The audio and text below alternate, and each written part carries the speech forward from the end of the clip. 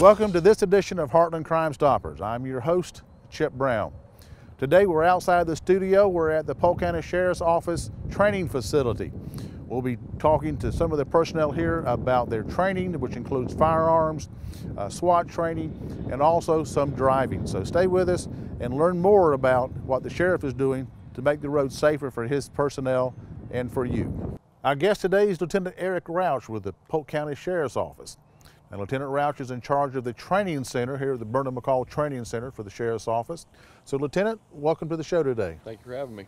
So glad to have you. Now tell us a little bit about the training center. I know you have a really large number of officers and deputies and other people that come through the range here. We do. It's a 77-acre facility located on Old Bartoga Lake Road in Bartow. It consists of 7 firearms ranges, SWAT tower, a active match shooting house, driving facility, video simulator, 6 classrooms, just basically a total package of a training facility for law enforcement. Now, how many deputies and personnel do you normally have come through here during the year time? Internally, we have over 1,000 sworn and certified members that come through for their annual training out here each year.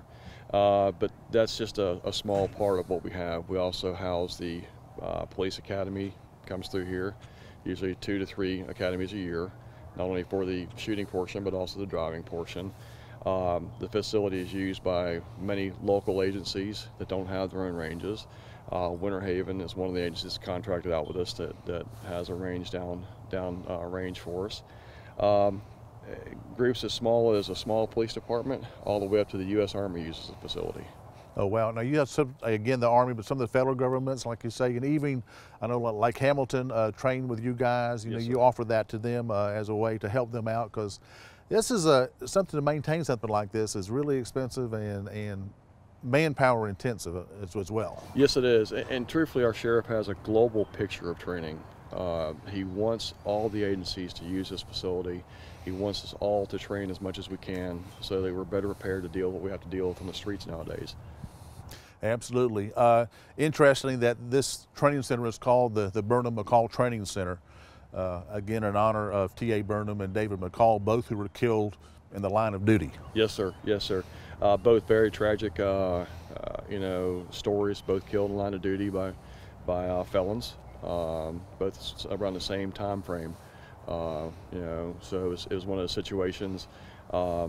It gives you a reason to train, a motivation to train. Understanding that these guys did things right, things went tragically wrong for them. But we obviously want to dedicate the range to them and in their honor. So. Absolutely. Well, it's a shame that personnel have to go through that. That our deputies and our officers. But you have to learn from the past to be able to prepare for the future. That's definitely true. Definitely true. We every day we have our new cadets, which are housed out here also, our street training program. They come through for several weeks out here on our facility. One of the things we have them do is review the Officer Down Memorial page, which is a internet website that has up to the minute basically when an officer's killed around the country. They give us the facts and the stories behind it.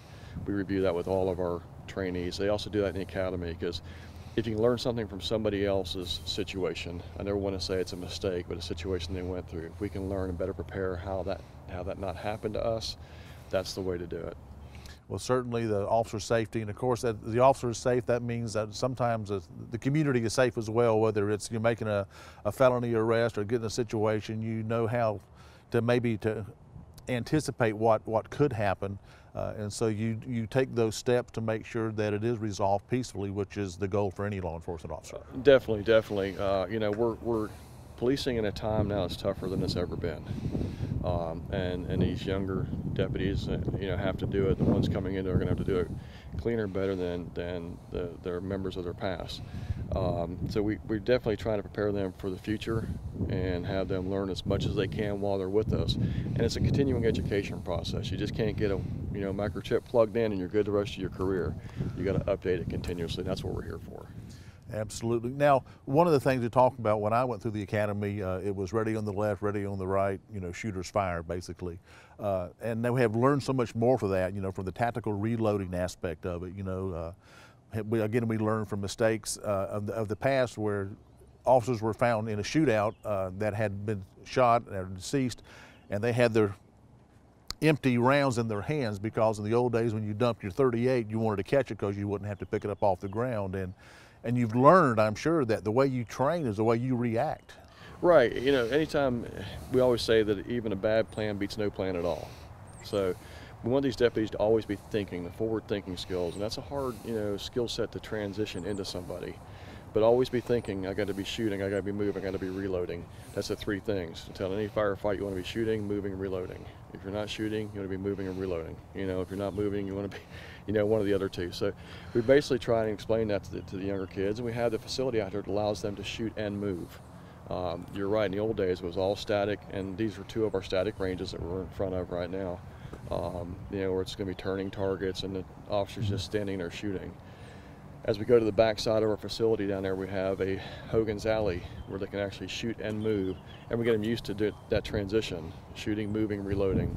So it's definitely a real world situation for them. Well, it's just like driving. You don't start out driving high speed. You start out with the slow stuff, stop and go, and you get your basics down. Just like on the static range here, you get your fundamentals, you get those honed, you learn how to shoot, you understand, your weapon control and your recoil and don't anticipate your shots. Correct. And then you move to the more advanced stuff. So it is a process, and it just takes time to learn. Definitely. It's baby steps. We start them off real slow, get them comfortable with shooting. As y'all will see here in a little bit, we have members that will come out and they'll shoot throughout the days. They practice, they come out and just get better and better as time goes. It's a skill set that's never going to be perfected. It's always a work in progress. Exactly. It's just like any other, whether you're playing an instrument or running a race or shooting a weapon, you still have to have those skills honed so you're proficient and you shoot better the more you practice. It's definitely, it's what we call a diminishing skill. The best you'll ever be is when you leave the range. And the minute you leave and get back out on the highway, your skill set starts to diminish and goes lower and lower. If you wait a year till you come out the next time, you might not have good results. If you come out every month, you'll probably be really good on qualification day. Lieutenant Rauch, thank you for taking time to come on the show today with us, and we're going to take a look around here, the rest of the facility, including the driving pad, where we'll see some of the cars in action and some of the things and techniques and tools they can use to keep the deputies and keep our public safe.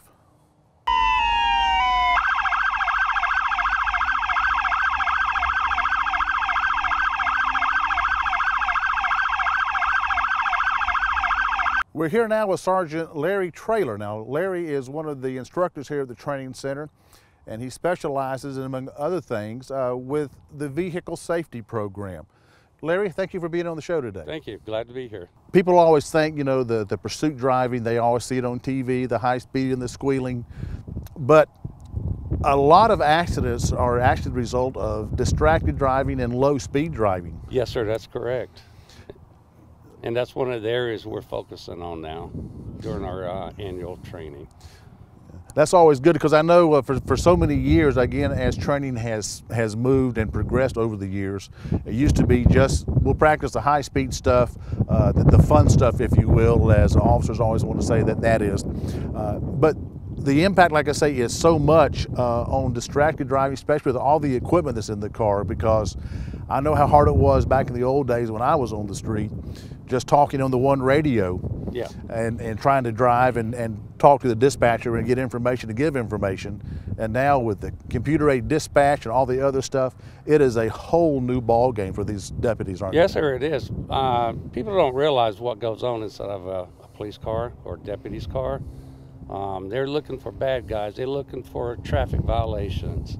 They're having to watch pedestrians, other vehicles. So they have a lot going on, and they have to use the radio a lot.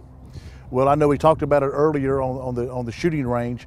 It's a skill that you have to stay honed, have to stay up to date on. Correct. Yes, it's referring back to firearms training. Driving training is the same thing. It's a diminishing skill, and you need to practice it every day you're out there. So that's what my job is to give them those little bits of information to help hone their skills and maintain them. Now, luckily, now shooting, you may shoot once a week, once a month if you're lucky, sometimes, you know, once or twice a year, but driving is something most people do daily, and they start taking it for granted that I'm a driver, I've been driving for 20, 30 years, you can't teach me anything, but you can. Yeah. Yeah, everybody gets that persona about themselves. You know, they think they're the best drivers around, and they may be. But my job is, again, to give them those little bits of information that they could, you know, process during their driving every day and help reduce crashes.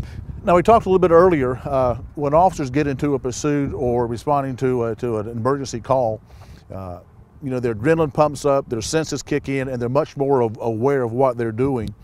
So in many cases, they're actually a little bit safer when they're in that emergency mode because, you know, they do click up that skill level a little bit more so than normally when they're driving and not thinking about it. Is that correct? Yeah, that is. We did some research here on our vehicle crashes, and we found that only probably 2% of our crashes for a 2-year period occurred while they was running 1018. And the sheriff says, why is that? I said, well, it's because they stay focused. They know they have to watch out. They have to clear intersections. They have to watch out for pedestrians. They have to watch out for other vehicles. So they get focused and honed in on what they're doing. Now, you have a new system that the sheriff has implemented in the cars. Tell us about that. Yes, sir. That is Mobileye, and it's to help, you know, keep the deputies aware of what's going on everyday driving. It'll tell you when your speed gets too great. It'll tell you when your vehicle gets too close to the center line or too close to the fog line. Also, it gives you a signal when you get too close to the back of a car. It'll start sending signals out, and it will tell you how far away you are from that vehicle. Yeah, that was an interesting system, and we'll take a look at it here in just a minute. But it actually picks up vehicles in front of you. You can say it picks up pedestrians that may walk out. It gives you how much time before you reach that person. Correct. So it just really helps the driver to be more aware of the dangers, and because they distracted driving, even for deputies, you know, they're professionals of what they do, but we all need a little help sometimes. Yes, sir, it is. And what we really refer to Mobileye as a electronic backseat driver. It will take you, it helps teach you back to the basic skills of when you first got your license. Use your blinker, use your mirrors, you know, don't follow too close behind somebody. And it does help with distracted driving. It'll let you know when you get too close to something. Yeah, I was amazed when you said that even it picks up the speed limit signs, that it'll let you know when you're so many miles an hour above the speed limit to warn you, because sometimes, you know, if you, again, distracted, you pick up speed or you drop down speed and you don't even realize that you've done it. Yes, correct, it does. Whatever road you're traveling on, you go by a traffic sign, speed limit sign, and it will record that speed limit. And once your vehicle gets it up to 15 miles per hour over the speed limit, it'll notify you. 15, 20, 25, and it works. It does. It helps take you back to a safe driver. Now, Sergeant, the price of these units is a little over $700 per unit. That's correct. How many of these units do you have on your cars? We have over 500 of those out there. We have them on our marked cars, our unmarked cars, the cars our civilians drive. It helps. Yeah. Now, as I understand, these units are actually one size fits all. You can program them for the particular make and model, even up to trucks and semis. Yes, sir, that's correct. It is. Well, that is a large investment that the sheriff has made just to keep his deputies, his personnel, and keep citizens safe as well. Oh, exactly. And that's the bottom line is the citizens and our deputies. We got to keep them safe so they can continue to do their jobs. Sergeant Traylor, thank you for all the information you shared today. If you don't mind, maybe we're going to jump in the car with you and let us show us how this works. Yes, sir, that'd be great.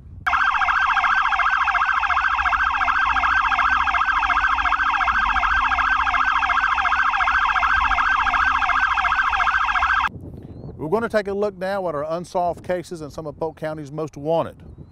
If you have any information on any of these crimes or any of these people, remain anonymous by calling Heartland Crime Stoppers at 1-800-226-8477.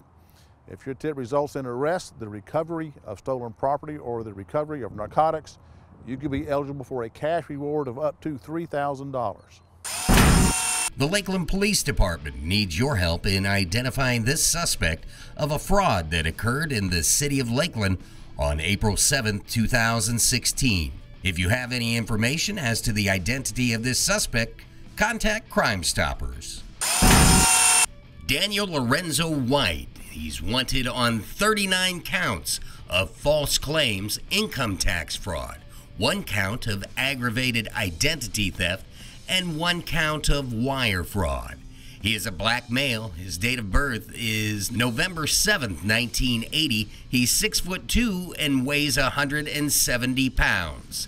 Daniel Lorenzo White built the U.S. government out of over $750,000 by filing false tax returns. White was arrested in April of 2012 for the above charges. At the time of his arrest, White was serving a state probation sentence for burglary. White fled while out on bond and is now considered a fugitive from justice. White was recently seen in the Winter Haven area of Polk County and is believed to be moving between family and friends in Polk and Hillsborough counties. If you have any information as to where White is, you can remain anonymous and be eligible for a cash reward of up to $3,000 by calling Heartland Crime Stoppers at 1-800-226-TIPS. That's 8477, or by clicking on our Give a Tip tab. The Davenport Police Department is attempting to identify the subject in the picture. The subject is wanted for questioning in an incident that occurred on April 15, 2016 at the Kangaroo gas station located at 123 Bay Street West in Davenport, Florida. The subject appears to be a Caucasian or Hispanic female with blonde curly hair. She was driving what appears to be an older model red Chevy Impala or Volkswagen Jetta with black rims. Anyone able to identify the subject, please contact Officer Foreman at 863-419-3307, extension 209, or to remain anonymous and be eligible for a cash reward, please call Heartland Crime Stoppers at 1-800-226-TIPS. Take a look at these surveillance photos from the Lakeland Police Department. The suspect is wanted in an auto theft which occurred on April 8th, 2016 in Lakeland.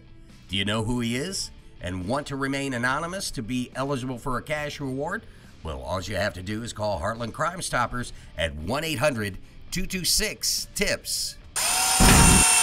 The Lakeland Police Department needs your help in identifying these suspects of a residential burglary that occurred in the city of Lakeland on April 4th, 2016. If you have any information as to the identity of these suspects, contact Crime Stoppers.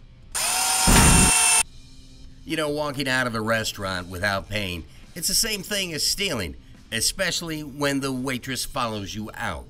On April 9th at approximately 4:30, 3 individuals pictured along with a young child went to Old Man Frank's at 1105 Lake Howard Drive Southwest and sat on the deck. The man first ordered a couple of beers and paid cash.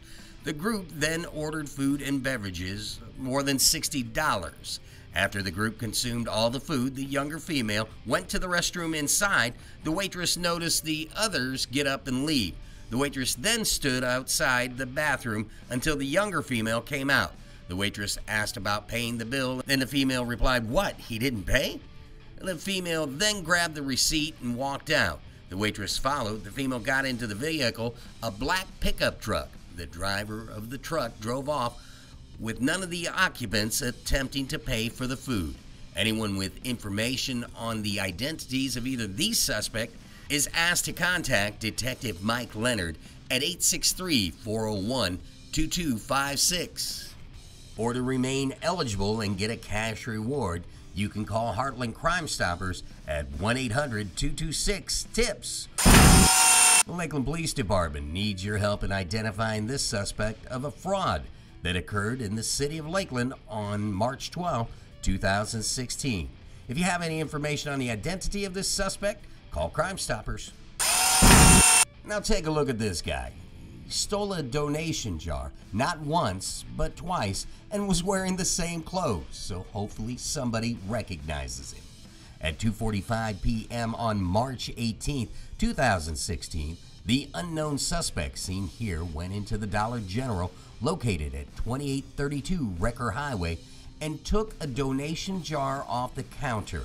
It contained $12. Around 8:45 p.m. on March 21, 2016, the suspect entered the same store dressed in the same clothing and took $3 out of the jar, knocking the jar onto the ground and alerting employees. The employees contacted the Polk County Sheriff's Office, and the first theft was detected after reviewing the video surveillance images.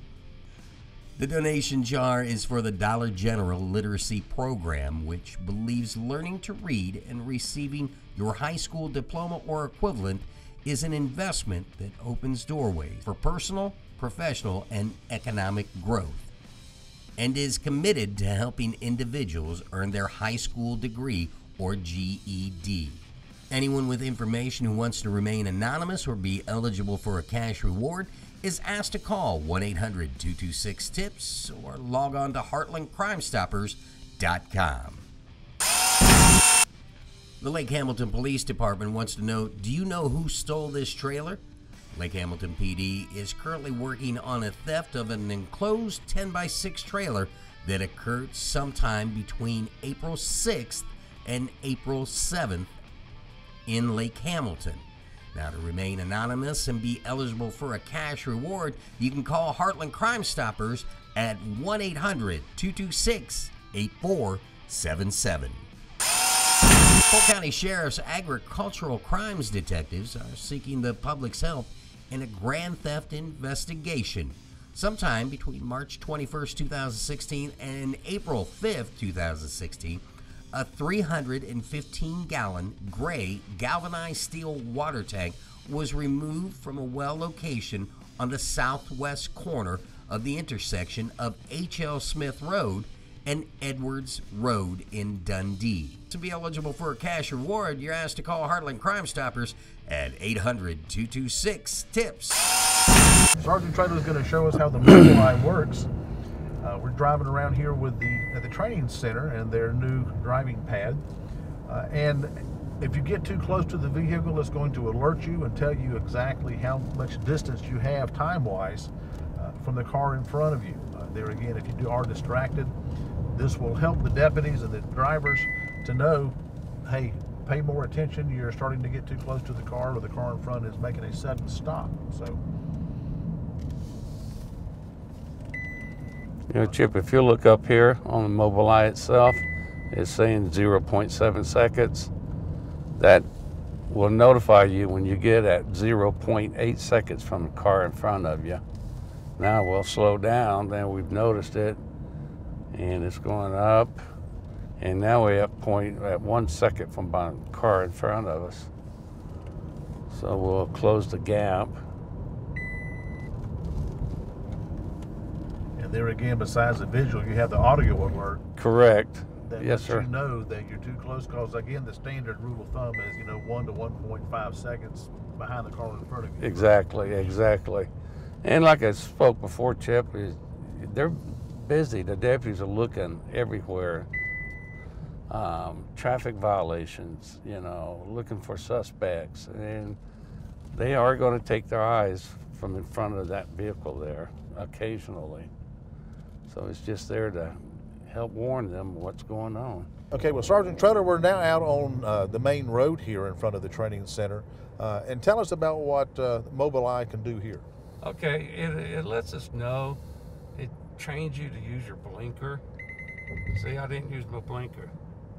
And so it picked up on this the stripe here. And Mobile Eye that's what it works off of. It's the striping on the road. So it picks up if you use your signal, it's not going to alert you. Correct, and I'll demonstrate that, Chip.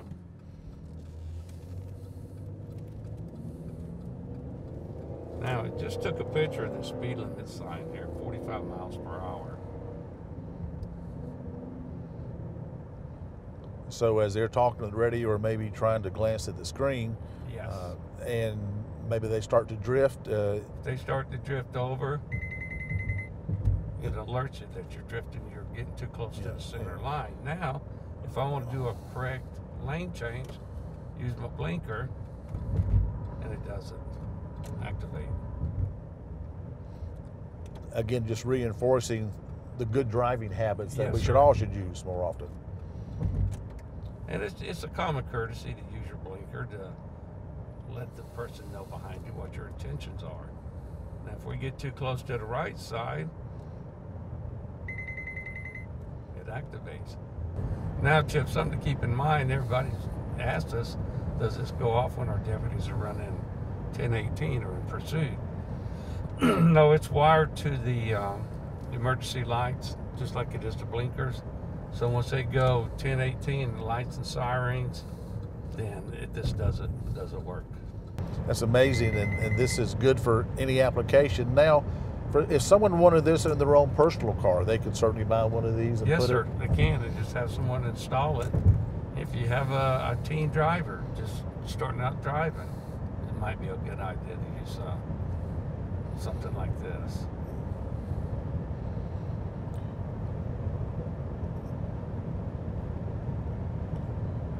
Well, certainly one of the basic things, the first thing you want to do when you get into a car is certainly use the seat belt. It's just something as simple as a seat belt. We've seen too many cases where people have been in situations, have been tossed around in the car or even thrown from the vehicle, where if they had been securely seat belted in, they might have got some bumps and bruises, and they certainly would not have succumbed to And it. most law enforcement officers that die in a vehicle while on duty is simply because they didn't have their seatbelt fastened. And it does. It's designed to keep you inside the vehicle. And more people get ejected from vehicles when they don't wear their seatbelts. Yeah, it seems like once a week you read a case, either locally or somewhere close by, where someone has, well, for whatever reason, gone off the road, the vehicle has rolled, and they've been ejected from the car. I think the most recent one that I remember was like a 7-year-old girl that, had she been in the seatbelt, she would have survived the crash. Yeah, exactly. Well, Officer Down Memorial page, they track the officers who lose their life while on duty. And every year, more officers lose their lives from vehicle accidents than they do gunshots. Now, besides being a state law, certainly your policy does mandate that all of your personnel, when they're operating one of the sheriff's vehicles, to have their seatbelt fastened. Yes, sir. Obviously. It is policy. It's in our general orders that you will wear your seatbelt when that vehicle's in motion. And what people don't understand sometimes, even in their personal vehicle, they're involved in a crash and they're not using their seatbelt. It increases the liability to them that they could have avoided certain injuries had they been seatbelted. So, exactly. Besides being the law and being policy, it's just good, safe practice. It is. It is. And everybody knows that each one of our cars, or any car manufacturer, has a computer system. And that computer inside this car, after a crash, we'll download it. It'll tell us how fast yours going, what your RPMs were. Did you have your seatbelt buckled? Did you have your emergency lights on? It tells us everything. Yeah, just like an airplane's black box, this is Yes, the sir. vehicle black box. Exactly. Thank you for joining us on this edition of the Heartland Crime Stopper Show. Remember, if you have any information on any ongoing criminal activity or any of the unsolved cases or people with warrants that you've seen today or you may know about, you can remain anonymous by calling Heartland Crime Stoppers, 1-800-226-8477. And remember, it's a crime and you can help make sure they don't get away with it.